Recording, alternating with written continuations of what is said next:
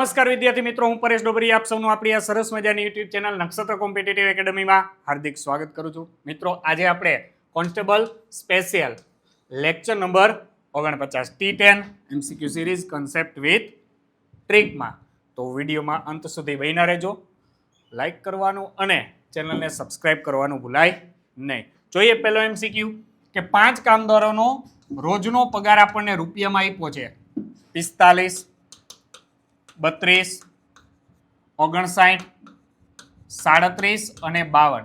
તો આ માહિતીનો આપણે મધ્યક ગોતવાનો છે ભાઈ. મધ્યક એટલે સરેરાશ, જેટલા અવલોકન છે એ બધાનો સરવાળો અને એને એટલા વડે ડિવાઈડ કરી દેવાના, એટલે આપણને મળી જશે આપેલ માહિતીનો મધ્યક મળી જશે. હવે બે રીતે મળે.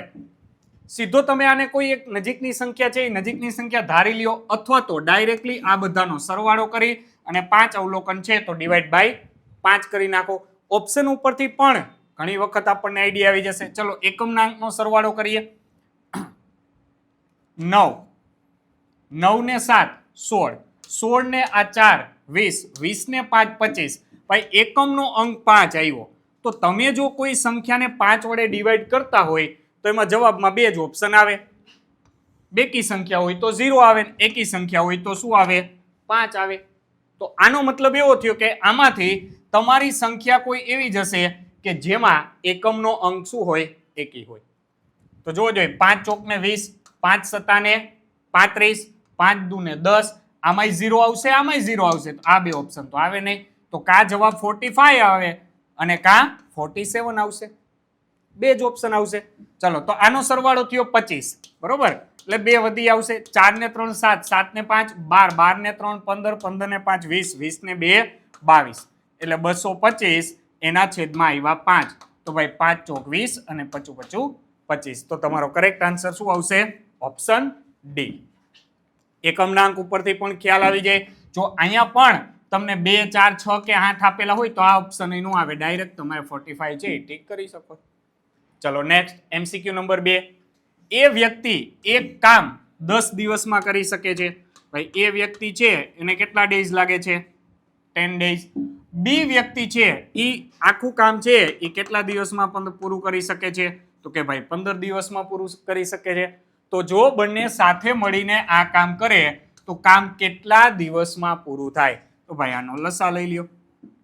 15 અને 10 એનો લસા કેટલો થશે? 30. આ તમારું કુલ કામ મળ્યું. કુલ તમારે 30 કામ કરવાના છે. એ એકલો કેટલા દિવસમાં કરી શકે છે? 10 દિવસમાં. તો એ પ્રત્યેક દિવસમાં કેટલા કામ કરે? તો 10 દિવસમાં 30 કામ થાય, 3 કામ. આ 15 દિવસમાં કામ પૂરું કરી શકે છે. તો એ એક દિવસમાં કેટલા કામ કરી શકે? 2 કામ કરી શકે. તો ભાઈ બેનો સાથે મળીને વાત કીધી છે. તો A પ્લસ B રેશિયો કેટલો થશે? 3 + 2 એટલે 5 કામ. તો બંને સાથે મળશે તો કુલ કેટલા કામ કરી શકશે? 5 કામ કરી શકશે. અને કુલ કેટલા કામ છે? 30 કામ. બે ભેગા મળે તો 5 કામ કરી શકે. તો ભાઈ કેટલા દિવસમાં? તો કે 6 × 5 = 30. 6 દિવસમાં આ બંને ભેગા મળીને એ કામ પૂર્ણ કરી શકશે. તો અહીંયા જવાબ આવશે ઓપ્શન સી. ચલો નેક્સ્ટ MCQ નંબર 3. 16 વ્યક્તિઓ એક દિવસમાં 320 રમકડા બનાવી શકે છે. તો 960 રમકડા બનાવવા માટે કેટલા વ્યક્તિઓની જરૂર પડે? તો ભાઈ રમકડાની સંખ્યા વધી તો વ્યક્તિઓની સંખ્યા વધશે. કેવું પ્રમાણ કહેવાશે? સમપ્રમાણ. એકની કિંમત વધે તો બીજાની કિંમત વધશે. ઓકે, તો અહીંયા આપણે ગુણોત્તરમાં શું મૂકવું પડશે? તો કે આને x1 કહી દો તો આને કહેવાય y1, આને x2 કહી દો, સોરી આને y2 કહી દો તો તમારે શું ગોતવાના છે? x2 ગોતવાના છે, બરોબર? તો સિમ્પલી અહીંયા આપણને ગુણોત્તરમાં મળશે કે x1 એને ગુણ્યા y2 એટલે કે 960 અને એના છેદમાં આવશે y1 એટલે કે 320 ઇઝ ઇક્વલ ટુ તમને શું મળશે ભાઈ? x2 ની કિંમત મળે. સિમ્પલી ડાયરેક્ટલી શું મળી જશે? x2. અહીં મીંડી મીંડી કેન્સલ. 16 દુ ને 32. અહીંયા 2 ચોક 8 અને 2 અઠા 16. ભાઈ કેટલા વ્યક્તિની જરૂર પડે? 48 વ્યક્તિની જરૂર પડે. તો 48 છે ઓપ્શન ડી. એકની કિંમત વધે તો બીજાની કિંમત વધશે. તમારે રમકડા છે એ વધારે બનાવવા છે. આ 320 બનાવી શકતા હતા 16 જણા, તો 960 બનાવવા છે તમારે. તો ભાઈ તમારે સમય કેવો લાગશે? વ્યક્તિની સંખ્યા કેવી જોશે? વધારે. કેટલા વ્યક્તિ? 48 વ્યક્તિ. ચલો નેક્સ્ટ MCQ નંબર 4. એક પરીક્ષામાં પાસ થવા માટે 30% ગુણ જરૂરી છે. જરૂરી કેટલા છે પાસ થવા માટે? તો કે ભાઈ 30%. પણ એ વિદ્યાર્થીને 27% ગુણ પ્રાપ્ત થાય છે. પાસ થવા માટે જરૂરી 30% છે, મેળવેલ કેટલા છે? 27%. તો 27% મળે તો ભાઈ ઘટે કેટલા એને? નાપાસ કેટલા ટકાથી થાય? 3% ગુણથી થાય કે નહીં? જોતા હતા 30, મળ્યા 27%. તો 3% ગુણથી નાપાસ થયો, એ ગુણ તમને અહીં આપ્યા છે. કેટલા ગુણથી નાપાસ થાય છે? 9 ગુણથી. તો બસ 3 રાશિ મળી ગઈ. તો પરીક્ષા કુલ કેટલા ગુણની હશે? તો 3% ઘટ્યા, એ ગુણમાં કેટલા હતા? 9 ગુણ. તો પરીક્ષાના કુલ માર્ક પૂછ્યા છે તો ભાઈ 100%. એટલે કેટલા ગુણ? તો આ મલ્ટીપ્લાય 3 છે, તો અહીંયા પણ મલ્ટીપ્લાય 3 આવે. તો ભાઈ કેટલા ગુણ આવશે? કસોટી છે એ 300 ગુણની હશે. કરેક્ટ આન્સર આવશે ઓપ્શન સી. જે ઘટે છે એ ઘટતા હતા એ ટકાવારીમાં મેળવવાની, એ ગુણ તમને અહીંયા આપ્યા છે 9 ગુણ. તો 3 તેરી 9, તો 100 તેરીને 300 ગુણ. તો એક્ઝામ છે, પરીક્ષા છે એ 300 ગુણની હશે. ચલો નેક્સ્ટ. એક રમકડું 60 રૂપિયામાં ખરીદો અને 80માં વેચતા કેટલા ટકા નફો થાય? ભાઈ નફો રૂપિયામાં તમને મળી જાય. નફો ઇઝ ઇક્વલ ટુ શું થશે? તો કે વેચાણ કિંમત માઇનસ મૂળ કિંમત. 80માં વેચ્યું, 60 એની મૂળ કિંમત હતી, તો ભાઈ 20 રૂપિયા તમને નફો થયો. પણ કેટલા એ? તો કે નફો કે ખોટ છે એ મૂળ કિંમત ઉપર ગણતરી થાય. તો મૂળ કિંમત 60 છે, 60 એ તમને 20 રૂપિયાનો નફો થાય છે. ટકાવારીમાં જવું છે તો ગુણાકાર 100%. મલ્ટીપ્લાયમાં શું મૂકી દેવાનું? અપૂર્ણાંક બન્યો, 60 કેટલા રૂપિયાનો નફો થાય છે? 20 રૂપિયાનો. ટકાવારીમાં જવું છે તો ગુણ્યા 100. તો આ ભાઈ 20 તેરી 60, 100/3 એટલે 33.33%. અથવા તો આને આવું લખાય 33.1/3. આટલા ટકાનો તમને શું થાય? નફો થાય. તો 33.33. Option B is your correct answer. જો વેચાણ કિંમત ઉપર નફો નથી, નફો કે ખોટ છે એ હંમેશા મૂળ કિંમત ઉપર ગણતરી થાય. ચલો નેક્સ્ટ MCQ નંબર 6. એક બસમાં પેલા 248 મુસાફરો હતા. ચલો ભાઈ કેટલા હતા? 248. 129 મુસાફરો ઉતરી ગયા. તો ઉતરી ગયા એટલે બાદ કરી દો 129. અને 57 નવા મુસાફરો પાછા ઉમેરાણા, પાછા બસમાં બેઠા, તો +57. તો ભાઈ હવે બસમાં કેટલા મુસાફરો હશે? થોડુંક આડકતરી રીતે સીધો સરવાળા બાદબાકી નથી પૂછ્યો. તો અહીંયા ડાયરેક્ટ પહેલા તમે બાદબાકી કરી શકો, અથવા તો પહેલા 248 + 57 છે એનો સરવાળો કરી શકાય. ચલો અહીંયા એકમનો અંક 9 છે, અહીંયા એકમનો અંક 7. 9 માંથી 7 કાઢો તો કેટલા વધે? 2. પણ કેવા 2 વધશે ભાઈ? -2 વધે. વધે ને? તો -2 વધે. અહીંયા 8 છે, તો 8 માંથી આ 2 કાઢો એટલે એકમનો અંક કેટલો આવે ભાઈ? 6 આવે. તો એકમનો અંક 6 અહીંયા તમને 3 ઓપ્શનમાં આપ્યો છે. એકમનો અંક 6 છે એ તમને કેટલા ઓપ્શનમાં આપ્યો છે? 3 માં આપ્યો છે. એટલે 178 જવાબ આવશે નહીં. ચલો આગળ જોઈએ. અહીંયા -12 છે, અહીંયા 5 છે, તો 12 માંથી 5 બાદ થાય, બેની નિશાની જુદી જુદી છે. 7 વધે. કેવા 7? -7. તો હવે આગળ અહીંયા વધ્યા 24. 24 માંથી તમારે 7 કાઢવાના છે. 24 માંથી 7 કાઢો એટલે વધે 17.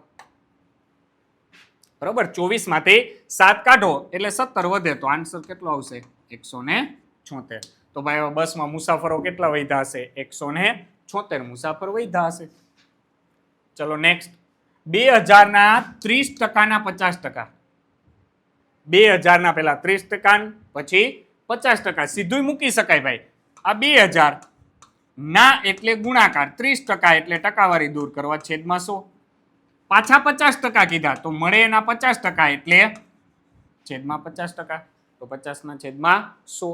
અથવા 50% એટલે ડાયરેક્ટ અડધું થાય. 30% ગોતી લ્યો, મળે એના અડધા કરી નાખો તો ડાયરેક્ટ જવાબ મળી જાય. તો અહીં 2 મિનિટ કેન્સલ. 2 × 3 એટલે 6. આ 600, 600ના 50% એટલે જવાબ આવે 300. અથવા અહીંયા થાય 2, તો 600/2 એટલે જવાબ કેટલો આવશે? 300 આવશે. તો ઓપ્શન સી.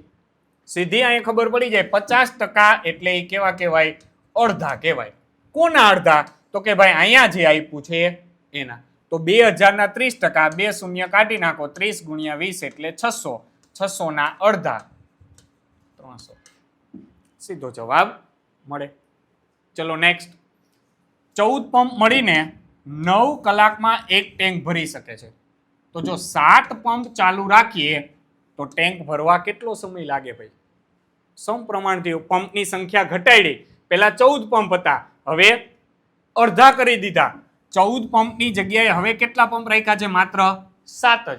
તો 14 પંપ હતા 9 કલાક થતી, તો હાથ કરી દો સીધું મળે. અહીંયા કેટલી કલાક આવશે? 18 કલાકે ટાંકી ભરાય. અથવા તો 14 ગુણ્યા 7 સમપ્રમાણ છે, સીધો ગુણાકાર આવશે, ઇઝ ઇક્વલ ટુ 7 ગુણ્યા, તમે આને x2 કયો y2 કયો જે કયો તે ગોતવાના થશે. તો અહીંયા થશે 7 દુને અહીંયા 9 કલાક, 7 દુને 14, 9 દુને 18 કલાક થાય. સીધું જ છે. સંખ્યા અડધી કરી દો તો કલાક સમય છે એ કેવો થઈ જશે? ડબલ થઈ જશે. એટલે option D. Next MCQ number 9. 0.012 એને ગુણ્યા 0.015 એને ગુણ્યા 0.08. તો ભાઈ પેલા ગુણાકાર છે. ગુણાકાર છે તો આપણે આંકડાઓનો પેલા ગુણાકાર કરી નાખીએ. આ 15 ગુણ્યા 8, 15 અઠ્ઠા થશે 120. હવે 120 માં અહીંયા 12 આવ્યા, અહીં 12 છે, 12 ગુણ્યા 12 એટલે 12 નો વર્ગ, 144 પાછળની મીંડી, એટલે ગુણાકાર થશે 1440. હવે તમારે પોઈન્ટ પછીના અંકો ગણવાના છે. અહીંયા 3 ડિજિટ છે, અહીં પોઈન્ટ પછી 3 અને અહીંયા 2. તો ટોટલ ડિજિટ કેટલી થઈ? 3 ને 3 6 ને 2 8.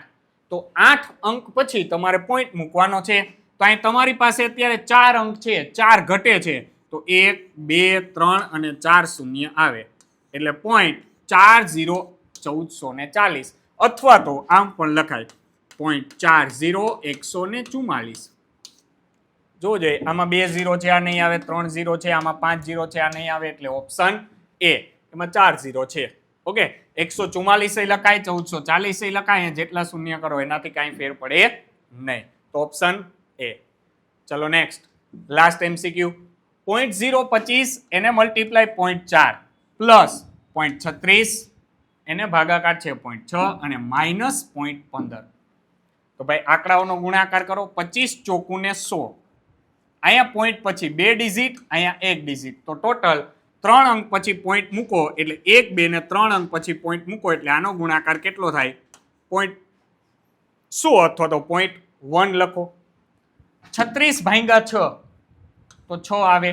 અહીંયા 2 ડિજિટ, અહીંયા 1 ડિજિટ, ભાગાકાર હોય તો બાદબાકી થાય. અંશમાં વધુ છે તો અંશમાં 1 પોઈન્ટ વધુ એટલે 1 પોઈન્ટ ડાબી બાજુ ખસવો પડે, તો આનો જવાબ થશે 0.6 થાય. અને એમાંથી તમારે 0.15 કાઢવાના છે. એટલે આ 10 કહેવાય, આ 60 કહેવાય. તો 60 ને 10 70 થાય. 70 માંથી તમારે 15 કાઢવાના છે. તો ભાઈ 70 માંથી 15 કાઢી નાખશો તો જવાબ તમને શું મળે? 0.55. બરોબર.